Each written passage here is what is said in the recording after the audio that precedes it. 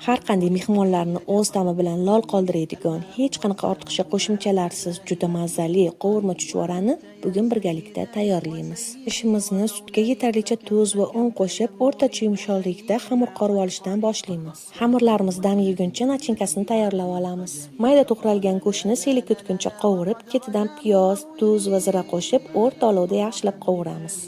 Dam yegan xamirni o'rtacha yuqalikda yoyib, kesish uchun taxlaymiz va buranda yordamida oddiy chuchvaraga kesilgandek to'rtburchaklar kesib olamiz.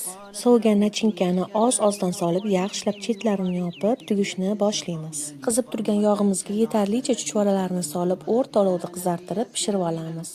Qarabsizki, bir zumda hayit dasturxonini ko'rki bo'la oladigan, har qanday insonga birdek yoqadigan qovurma chuchvaralarimiz ham tayyor.